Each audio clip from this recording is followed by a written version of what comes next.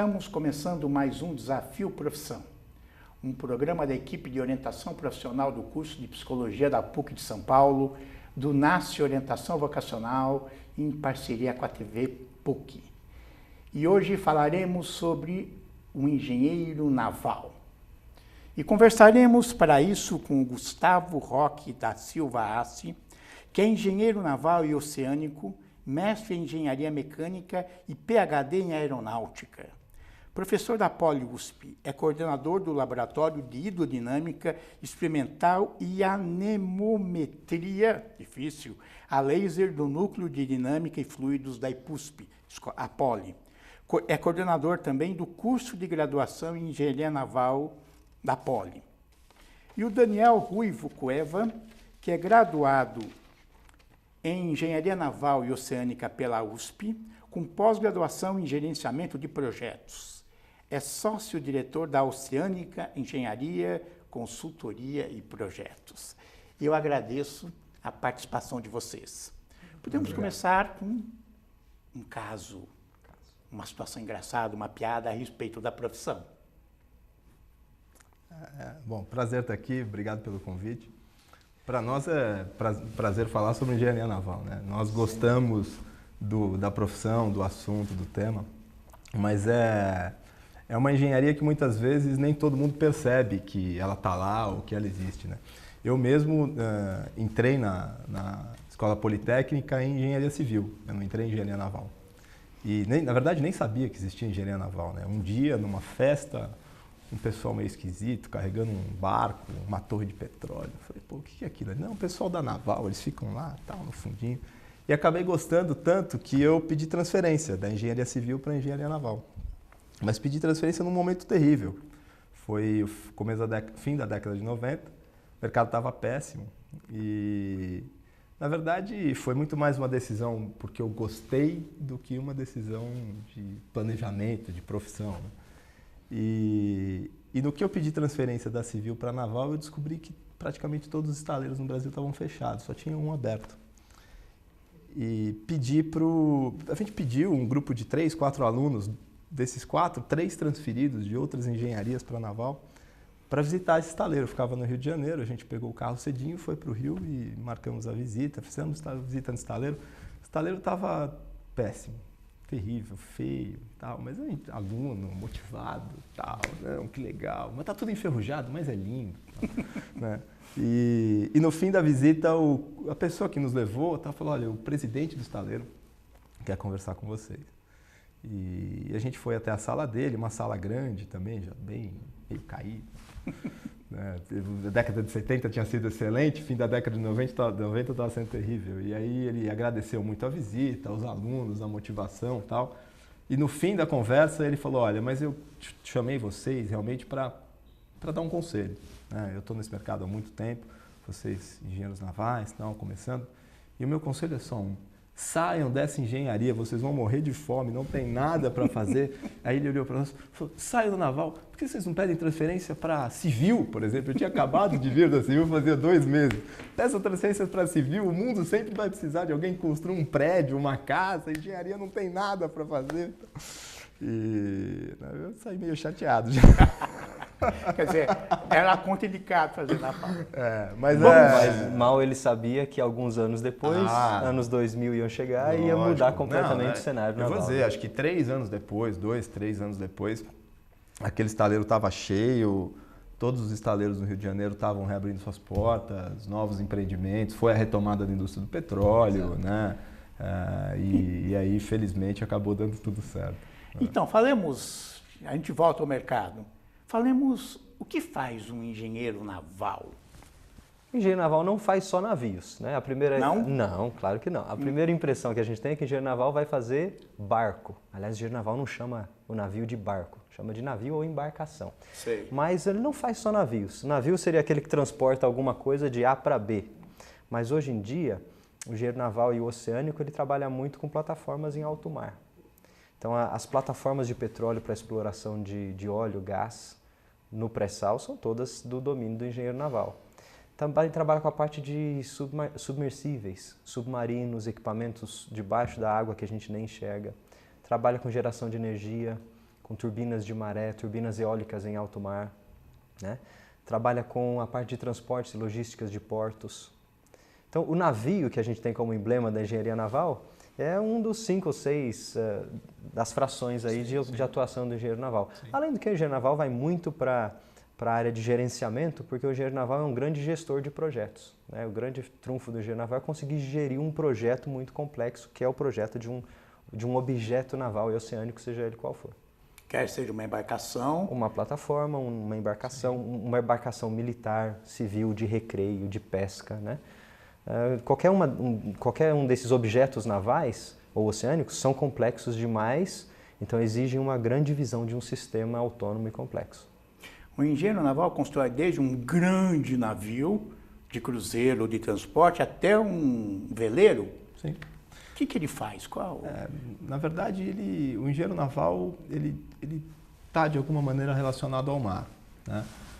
Ou ao rio, ou à água, na verdade, né? Então, qualquer projeto que esteja dentro desse ambiente acaba, obviamente, sendo um ambiente de conforto para o engenheiro naval. Então, ele vai trabalhar, por exemplo, com uma embarcação de recreio, um veleiro, né? Porque os mesmos conceitos que você tem ali num projeto de um grande navio também se aplicam num projeto de um veleiro, uma pequena embarcação de pesca, né? A gente também entra nos rios, né? Então as barcaças, as embarcações fluviais, e obviamente esse conceito foi extrapolado para as grandes plataformas, né?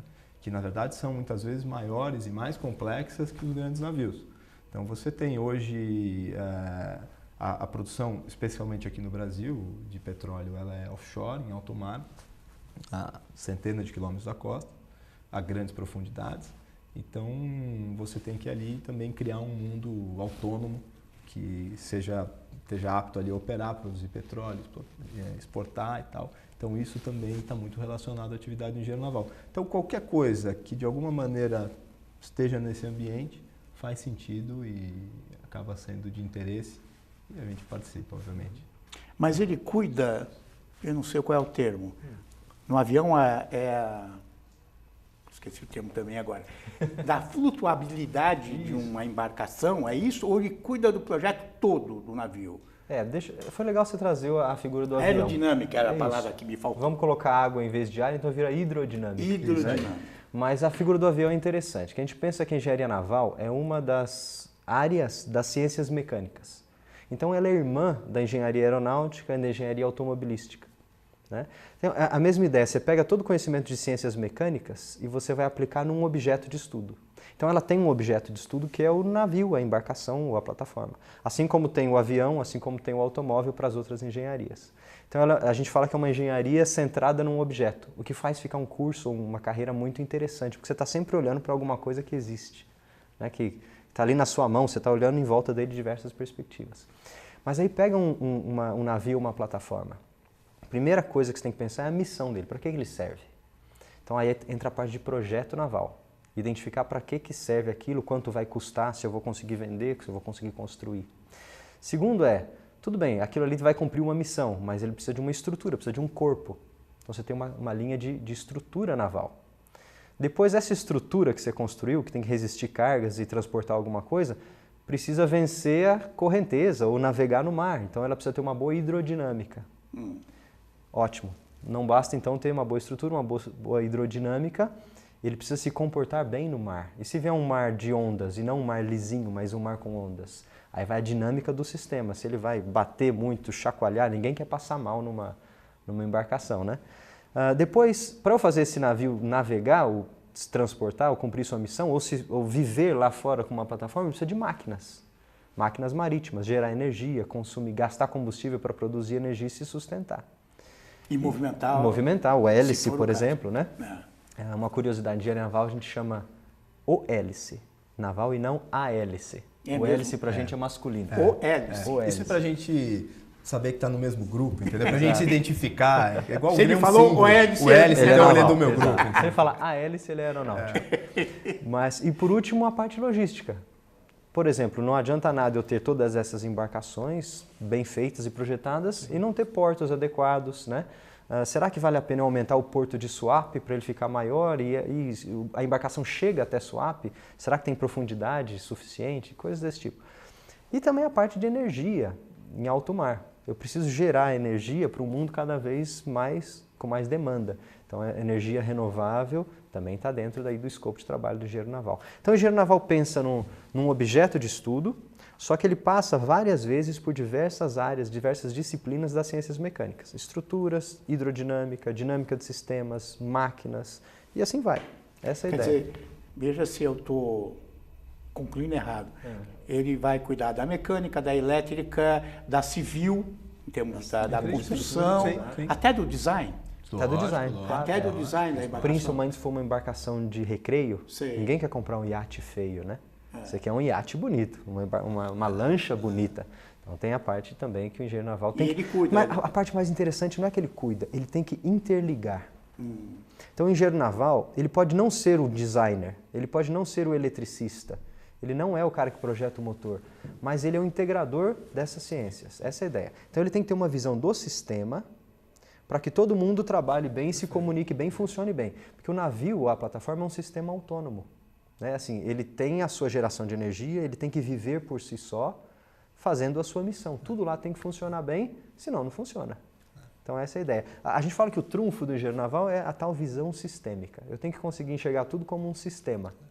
E achar o ótimo global. Exato. Não adianta otimizar cada um dos seus pequenos pontos, mas tem que otimizar tudo funcionando junto. Talvez o design mais bonito do iate talvez seja pior do ponto de vista de consumo energético ou de comportamento, ou ele seja instável. Então a função do engenheiro naval é casar isso tudo e garantir que no final você tenha um projeto como um todo seja ótimo, certo? Funcione. Então, vamos falar deste mercado, que já teve muito ruim, muito bem. Hoje temos uma economia um pouco pior, mas imagino que ainda você tenha algo a fazer nas plataformas, navios de transporte. Porque da mesma maneira que o engenheiro naval trabalha nas várias disciplinas, né, e nessa integração, como foi colocado, ele também trabalha nas várias fases, né? Você tem um engenheiro naval que trabalha no projeto inicial, depois ele vai trabalhando no projeto de engenharia, no desenvolvimento do projeto de engenharia, no projeto detalhado. O que seria isso? Engenharia é... Então a engenharia é, vamos aqui construir um barco para a gente, que nem o Gustavo falou, nós temos que fazer uma missão que é sair de Santos e ir ao Rio de Janeiro, levando nós três. Então nós vamos definir, ele vai ter que ter uma dimensão, nós vamos começar a fazer uma engenharia básica desse pequeno barco. Quanto de ferro vai, se ele tem 2, 3, 10 metros, se eu vou pôr uma cobertura, se ele é a vela, qual o tamanho do motor. Então a gente começa a fazer uma engenharia básica, a gente vai chegando num conceito e depois a gente vai detalhando isso e chega num projeto. Esse é o barco que atende a nossa missão, essa é a embarcação que atende a nossa missão. Depois passa para as próximas fases, isso tem que ser construído. Então o engenheiro naval também se envolve na construção naval. Né? E aí entram os estaleiros, né? Supervisionando, fazendo a interface com o pessoal de construção, né? Cuidando da estratégia de construção.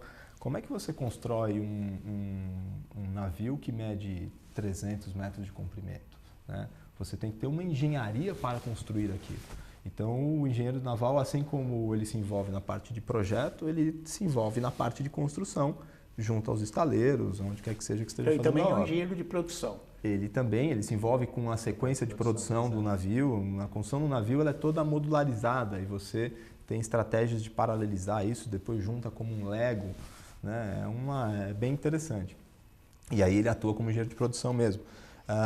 Ele também atua como um gestor disso tudo. Então você tem o pessoal de engenharia naval no gerenciamento dessas grandes obras. Né?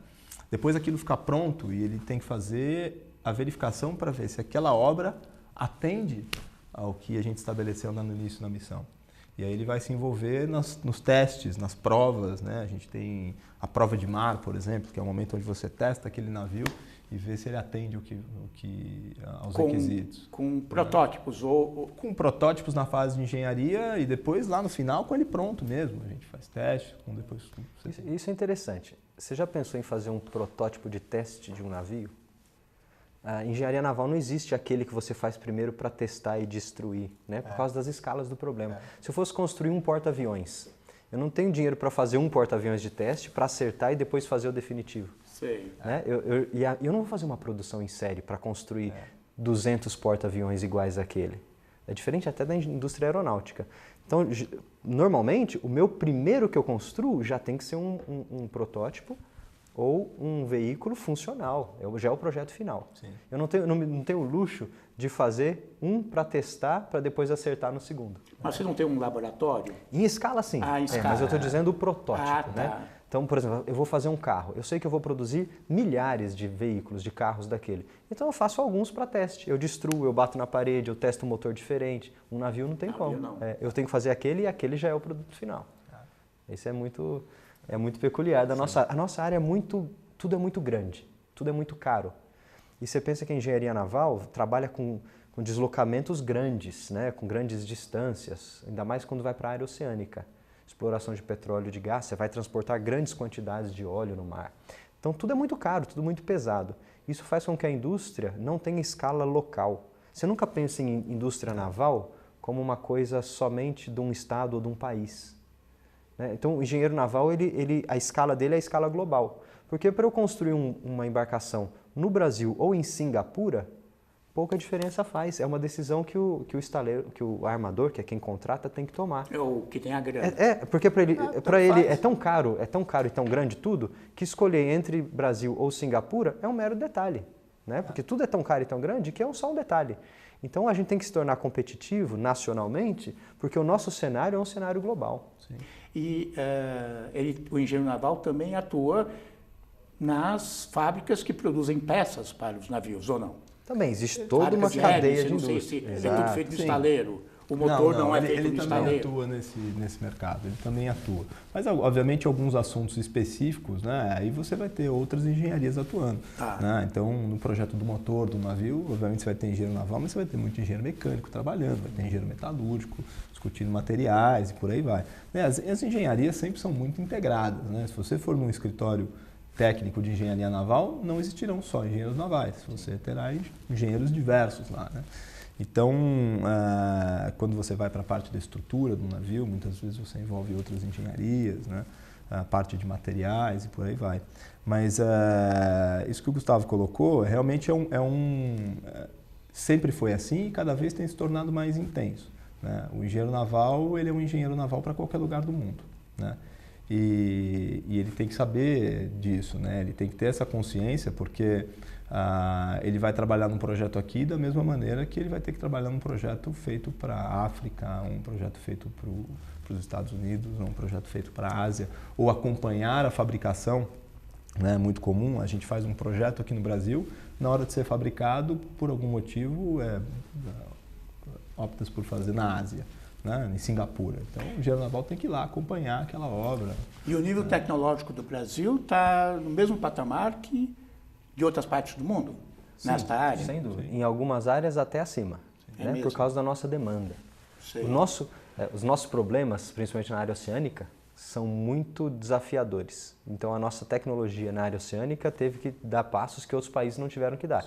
Tirar óleo do pré-sal a 300 km da costa, a 7 km de profundidade, é um problema brasileiro. Resolver esse problema exigiu tecnologia nossa, portanto, nessa área a gente está à frente de muitos lugares do mundo. As pessoas vêm aqui para aprender como é que se tira óleo do pré-sal. Né? Mas como essa escala é uma escala global, é um conhecimento que está aí no globo, no mundo inteiro. Né? Você tem que compartilhar. O engenheiro naval tem função também... Não, vou mudar a pergunta. Ele também tem trabalho quando embarcado? Ele também vive embarcado? Também embarca. Né? Existem atividades de engenheiro naval embarcado.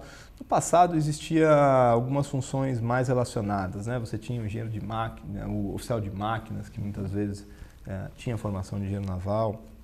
Né? Mas hoje ele tem diminuído essa frequência. Nas plataformas, muitas vezes você tem engenheiros embarcados e muitas vezes engenheiros navais. Tá?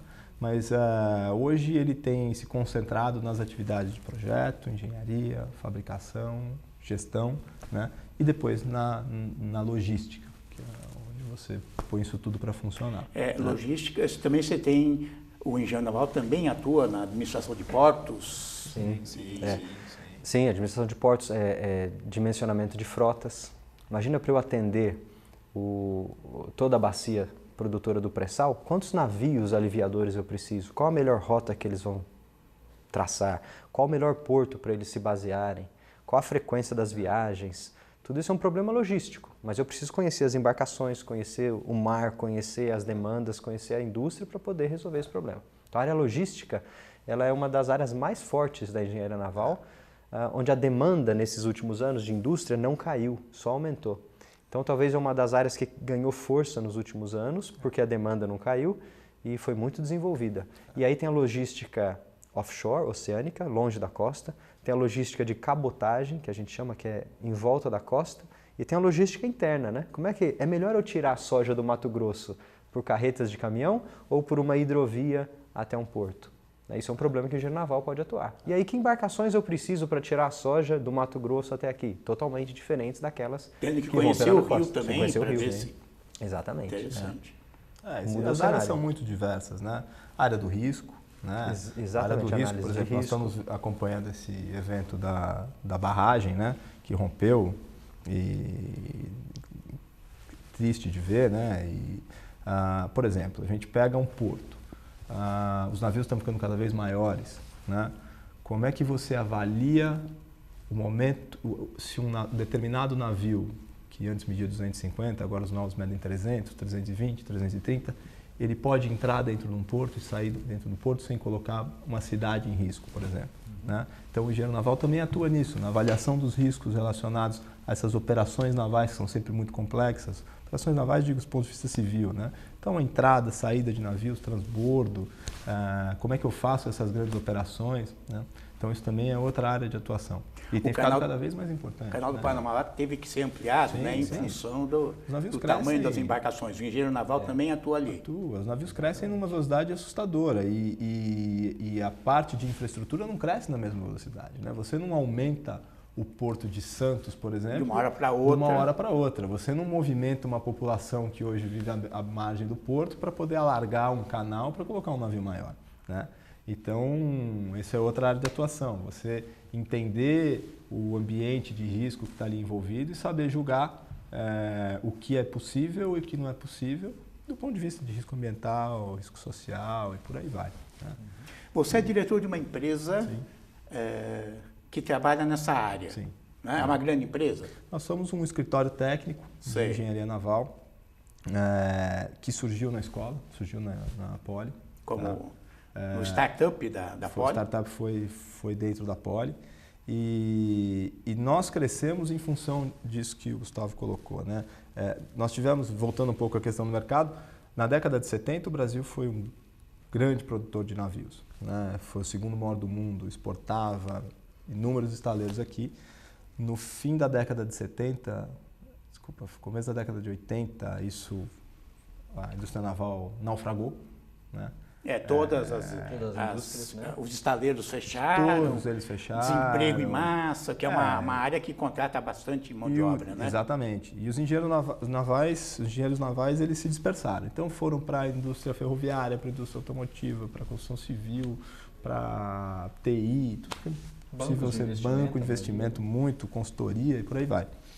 E no final da década de 90 houve a retomada da indústria do petróleo. Porque o que aconteceu também é que nós deixamos de ser competitivos, né? A indústria asiática passou a ser muito mais competitiva, porque a indústria naval ela é de mão de obra intensa, como você está colocando. Então, obviamente, construir um navio na China, né? Um navio na Coreia, naquele momento na Coreia, passou a ser muito interessante. Obviamente, teve uma série de outros fatores, desenvolvimento tecnológico e tal. Então, sobrou para o Brasil, do ponto de vista competitivo, trabalhar em projetos mais sofisticados, né? E aí a indústria do offshore, a indústria da parte oceânica, né, veio e começou a tomar esse lugar. Então, quando você falava em construir uma plataforma por uma profundidade dessa ou num tamanho desse, como o Gustavo colocou, era um mercado global. Você não estava mais preocupado no custo daquela mão de obra específica que ia construir, mas sim na eficiência de tudo aquilo, em colocar um projeto em pé, rápido, eficiente e tal. E aí, nessa retomada dos anos 2000, da construção das novas plataformas, a gente acabou surgindo como um grupo de engenharia naval para fazer a parte de projeto, engenharia, gerenciamento, acompanhar as obras, né? E por aí vai. São contratados por estaleiros. Nós trabalhamos da mesma maneira que o engenheiro naval trabalha em várias frentes, nós trabalhamos para as várias frentes. Então, nós temos um grupo, por exemplo, que faz projetos para quem for construir a plataforma. Então, ele vai fazer para a Petrobras, vai fazer para outros armadores, outras empresas de petróleo. Nós temos um grupo que é voltado para o pessoal da construção, ele vai trabalhar com o estaleiro, ajudando no gerenciamento da construção, na estratégia e tal. Nós temos um grupo que vai trabalhar com o pessoal que trabalha com o pessoal de portos, então está relacionado à parte logística, de risco, né? A gente tem um grupo voltado para a área de simulação, né? Então, do mesmo jeito que você tem simuladores de avião, você tem simuladores de navio. Para treinar os operadores. Para treinar, para avaliar se alguma determinada operação é viável ou não. Como o Gustavo falou, não dá para a gente fazer um navio e depois testar se ele funciona. A gente tem que se antecipar com as ferramentas experimentais e numéricas, né, de simulação. Então, a gente tenta fazer um navio virtual, dentro de um porto virtual, dentro do, com pessoas de verdade e ver se é possível você fazer aquilo que você estava prevendo, né? Então, a empresa ela pega toda a parte voltada à engenharia, né? E, obviamente, é um trabalho complementar aos estaleiros e a gente trabalha junto com todas essas frentes, né? Felizmente, dentro dessas oscilações todas de mercado, a gente tem crescido e tem um grupo bacana, né? Que bom. Eu agradeço a contribuição de vocês e até o próximo Desafio Profissão.